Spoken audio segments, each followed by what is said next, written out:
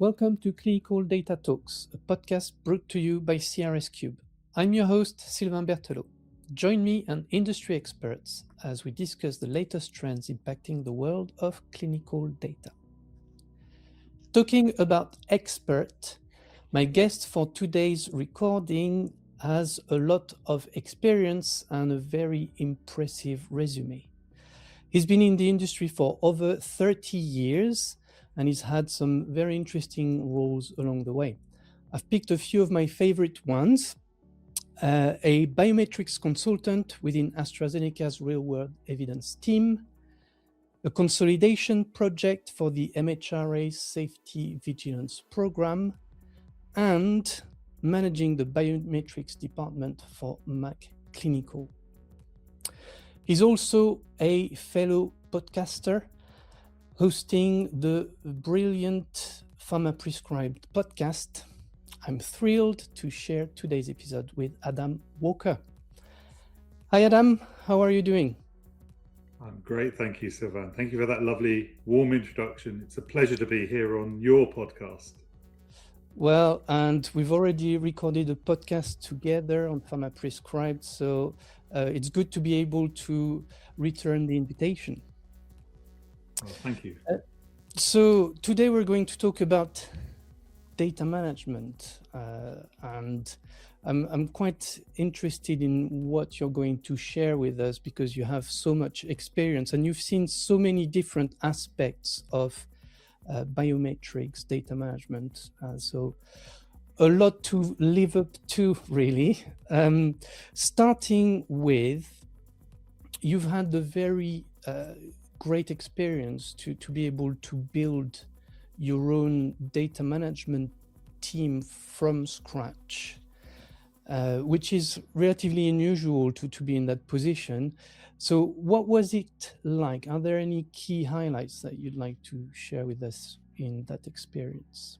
Yeah, so this was in the early 2000s. I was very fortunate to be given the opportunity to join a company called Richmond Pharmacology, who at that time were using only outsourced vendors to do all of their data management, stats, medical writing. And the opportunity arose to effectively bring that capability in-house. And it was an opportunity that was far too good to miss. It was early on in my career. We had 2 young children at the time, so I was doing an enormous commute from my home in Sussex to London every day. But in that 4 or 5 years, I really did learn an awful lot, not just about myself, but really about developing systems and processes from the ground up with a blank canvas. It was the kind of opportunity where at that point, I'd maybe worked in the industry 7, 8 years. I thought I knew quite a lot, but it turned out I knew very little because all of my work had been done alongside other people where they'd been holding my hand. And this was the first time where ultimately I was the decision maker and it all came down to my capabilities and my decisions. Nice. And what was your approach to build the team and those processes? Yeah, in essence, it was a blank canvas, as I say. So whilst I'd seen how it could be done in other companies, I wasn't really sure what I was going to be doing or how that would sit alongside the existing clinical activities that were happening. It's a clinical trial, early phase clinical trial unit. And so it was really about adapting processes to the existing systems that they had, but then fitting them around what was already there. So it was the approach I took was really just the best practice that I could see that would apply very well to those particular systems. But having sat alongside many of those people in the clinical trial unit, it was very different in principle to the real headline view that you get when you've been working for a big global multinational CRO, where effectively all those processes are very regimented, very restricted, and not very flexible. What I needed to do was build in flexibility because there was change happening all the time. It's interesting that you bring the difference between large companies and like smaller, more nimble, I imagine, companies in the industry. So can you tell us a bit more about that comparison actually? Because you've worked at AstraZeneca as well, which is so big. Uh, are there any things that you pick from the large ones and the small ones as good things, or things maybe that are not necessarily that good?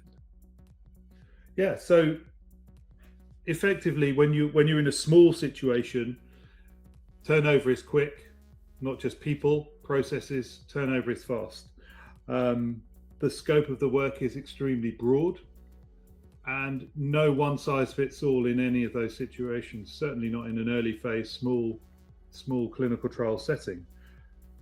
In comparison to those larger CROs where you have very fixed processes, much less autonomy over developing process.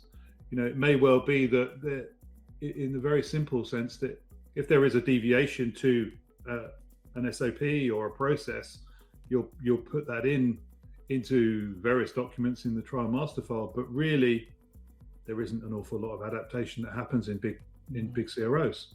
You're very fixed around those, and those operational risks are taken at a much higher level and pushed down through the organization. So on the one hand, there was flexibility, and on the other, it was really, in the larger CROs, you kind of do as you're told, and everyone follows the same processes because you have to be audit ready at all times. No different to early phase, but the sheer scale of it determined really the process differences and how that worked, small versus larger settings. Yeah, that's very interesting. And I mean, I've seen it myself that in a way, the larger the organization, the more resistance to change there is. And it's not necessarily, I wouldn't say that it's necessarily a mindset, but it's probably more the fact that, as you said, those processes are there, and it's such a strong structure that deviating from those processes or making them evolve is very difficult in a way. But at the same time, I see those organizations really taking the lead in innovation. And I don't know if you agree with that, but I don't necessarily see small biotechs being the leaders in innovation. It's more the larger CROs or pharma companies. Do you agree with that? And how, like, do you have any ideas of how that's possible, considering that inherent resistance to change? Yeah, I mean, I would challenge that back actually, because I think innovation tends to happen in smaller settings, but by the very nature of larger CROs and pharma companies, they have to be at the forefront of change. They're kind of hedging their bets against technology, capability, implementing those changes on an ongoing basis, because if they don't, they're left behind.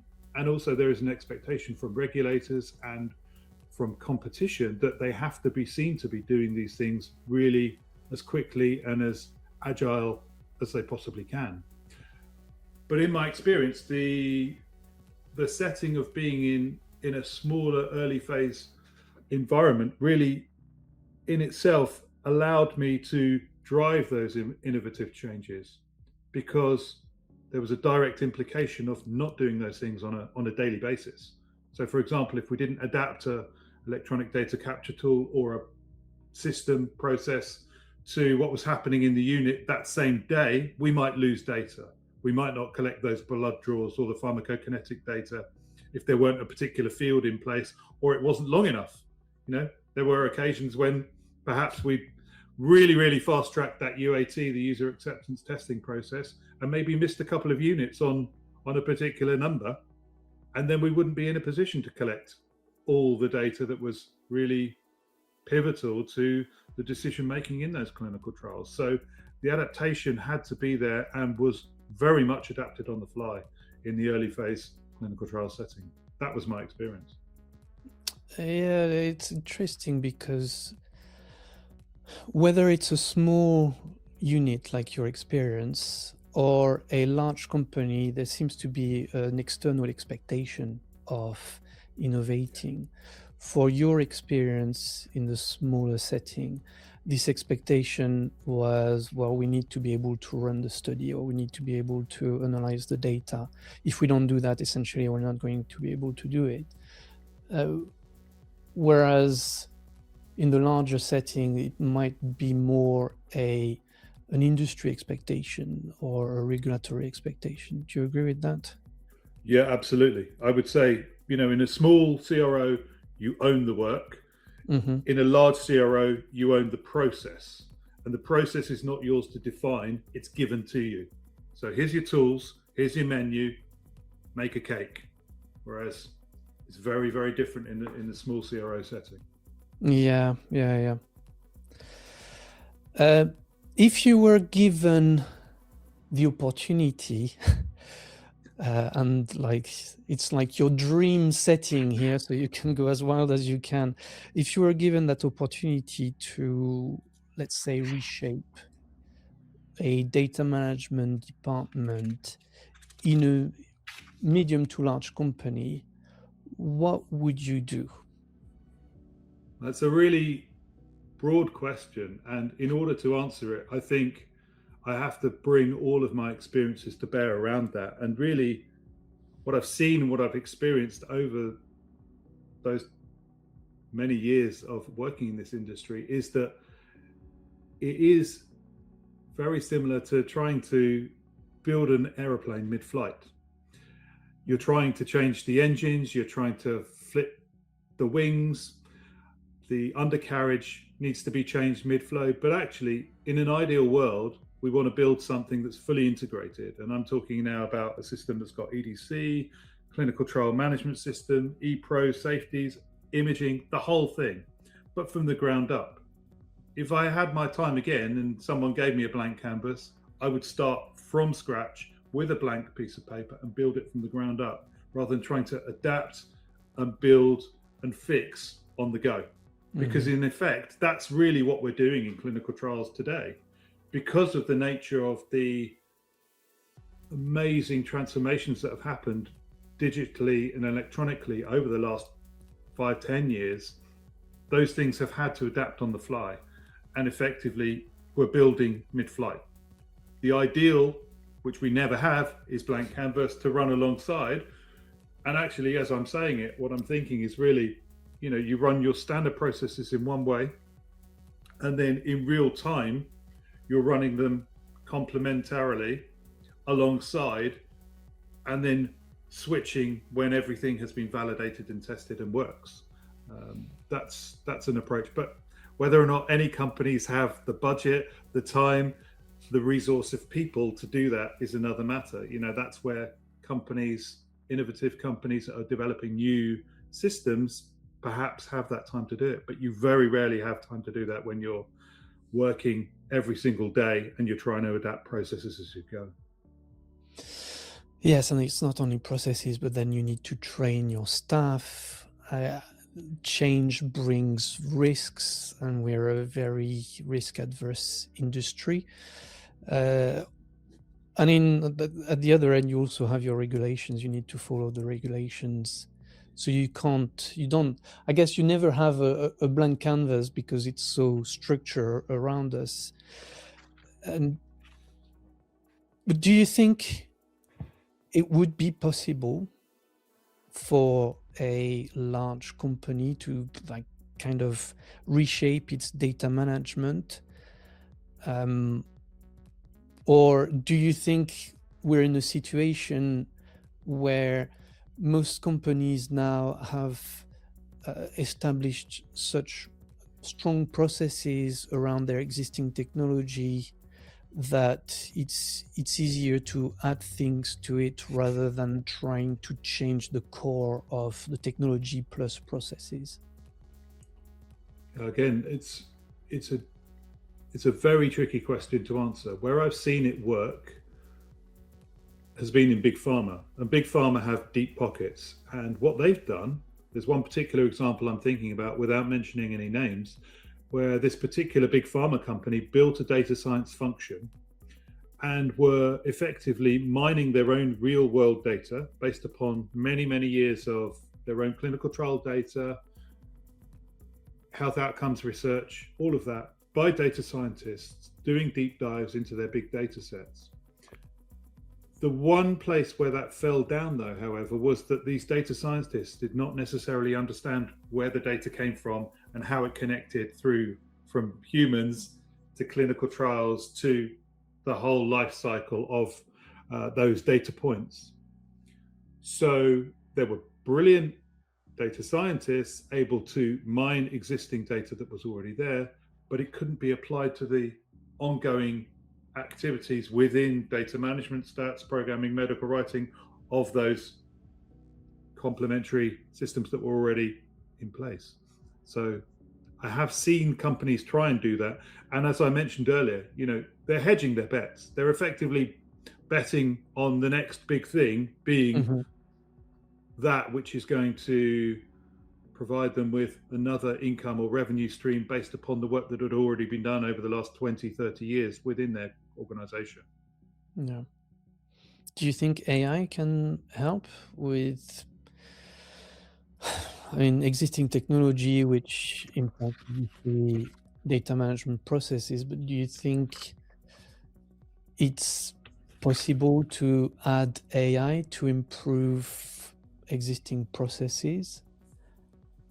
I'd like to think it is possible. I've certainly seen examples recently where organizations have implemented and are trialing large language models, AI tools in and around those platforms.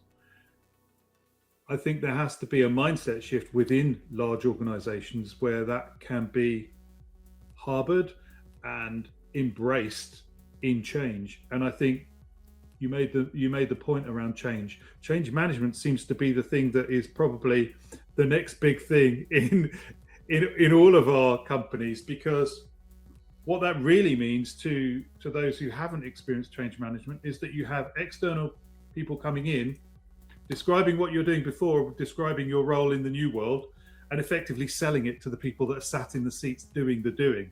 In other words, this is your job today, this is your job tomorrow, and somewhere in between, we're going to take you along a journey, and you're going to be more productive, and it's going to be better for you, and life will be simpler, the data will be better, and the garden will be rosy.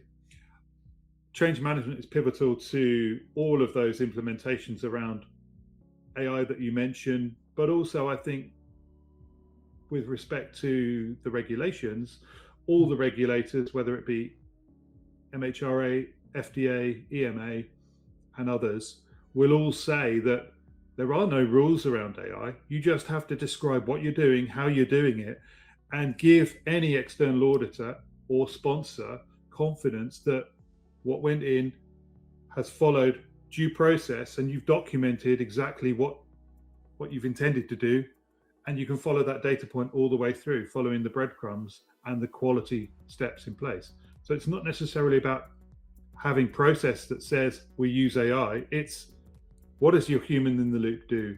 What does that look like? What does that feel like? And show me, demonstrate it from the nuts and bolts of a blood draw into an EDC system, lab data coming in, analysis, all the way through to final reporting. It's making sure that data point follows all the way through. That's not changed. The speed of it may change, and the adoption of it may change, and the cost of it initially will change and likely be more expensive. But I think the whole driving force behind this is that it should ultimately reduce the time to market for those drugs, for drug safety information through to the decision makers, the principal investigators, and the pharma companies that are paying for these clinical trials. Yeah, I agree. And what's interesting, I think, with AI is also that it amplifies the change management process, because when you implement AI, what we've seen so far of AI, I don't think it's a good representation of what's the art of possible. because it could completely change processes, completely change roles. So you can't really focus just on one piece of the equation. You can't just focus on technology, because you need to think about technology plus processes plus resources. And that's the tricky part. And to your point earlier about doing changes in flight, well, those changes become so massive that it's probably even more difficult to make those changes in flight. So I'm really interested to see what's going to happen within the next 2 to 3 years, because I agree with you that the speed of change is much faster with AI than it has ever been before. From your point of view, so you're a consultant, so you work with many different organizations. Is this an expectation that your clients have of you, to be knowledgeable about the latest innovation? And obviously, nowadays, that means a lot of it around AI. Is this something that they request from you? It's an interesting point, because I think anyone who works in our industry needs to stay aware of what the next big thing is. And for us right now, of course, it's AI. I think there is an expectation, certainly, that we are informed. As a consultant, I would expect to be informed, and that comes through various different guises. As you're aware, I host a podcast, and on that podcast, I speak to lots of people. And one of the hottest topics right now is the use of artificial intelligence in and around clinical research. So I'm learning a lot from the people that I'm interviewing, as much as other podcasts that I follow. And in reality, if you look at LinkedIn, just LinkedIn jobs right now, the amount of jobs that have AI in the title, or some reference to machine learning, implementation of systems, it's all much of the same sort of principles, but with a very big AI blanket around it. So the way I sell myself and the way I sell my services is, I have to keep adept of the regulations. I need to know what's going on. That means regularly attending conferences, regularly listening to what people in the industry are saying, whatever side of the fence they sit on, whether there's CRO, pharma, it doesn't matter.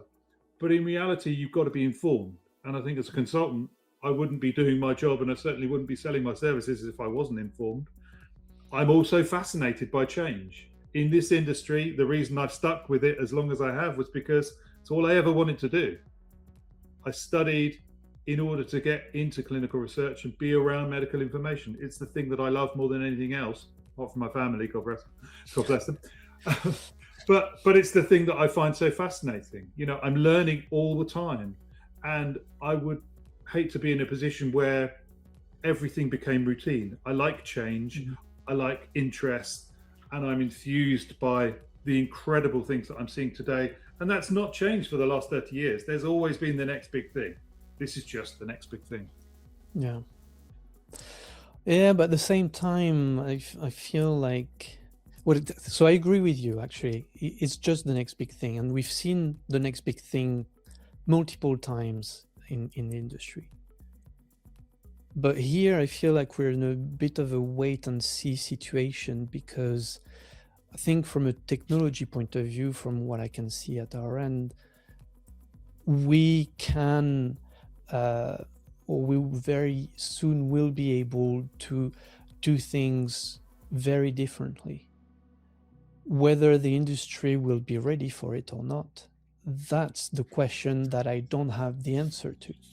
And when I look back at innovation in the past in the clinical trials industry, I'm a bit worried that we'll be promising so much and we'll only be able to do very little of it, because of those big changes that need to happen on top of technology. What do you think about that? Well, I think risk is at the heart of this, isn't it? The risk averse, the conservative, will stick with the status quo. And actually, in reality, that's a large proportion of the people that we work alongside every single day. I think the innovators and those that are pushing the needle, potentially that's where the success is going to happen. And as you might gather, I'm interested in being on that side of the fence because I want to be challenged. I want to try the new thing, but also no one ever tried something and failed for want of trying. And failure is data acquisition. It's one of my most overriding principles is around that. So to fail is not to do the wrong thing, it's to try. And trying, if you don't try, what's the point? Yeah, I agree. I have one last question for you. What's the best piece of advice you've received that you consistently apply in your work? Well, there is an author that I've been following for a number of years now, and he's called James Clear, and he wrote the book called Atomic Habits. You might be familiar with it. And in there is a quote that I think really, really beautifully brings all of my principles in one swift sentence. And I'm going to read it to you because I don't want to get it wrong. And James Clear says, "You do not rise to the level of your goals, you fall to the level of your systems. Habits are the compound interest of self-improvement." Nice. Do you think that applies to us and our industry? I really do think it does. Yeah, I think consistently showing up, being the person, being that consistent person that shows up wherever you are, whatever you're doing, and repetitive behaviors, whilst they may sound very dull and boring, actually there is compounding effects around that. And I take that on a personal and a professional level. So that's why I show up, do the things I do, put out the content that I do, and try and be this person that you see in front of you today, because it doesn't come through no effort. It comes through showing up, turning up every single day, and just doing the right thing. Yeah, I agree. And it's interesting to see, and I'm sure you can look back at your career as well, over the years, how small habits or small changes that you made to your habits over time actually lead to big changes. And I really like that. Thank you. And thank you for listening to my musings for... No, well, thank you very much to you. It's been an absolute pleasure. And I look forward to seeing you at a future conference. It's always interesting. Absolutely. And thank you so much, Sylvain, for having me on your podcast. It's been a delight. Well, thank you all as well for watching us today. You can find more episodes of the podcast on the CRS Cube website.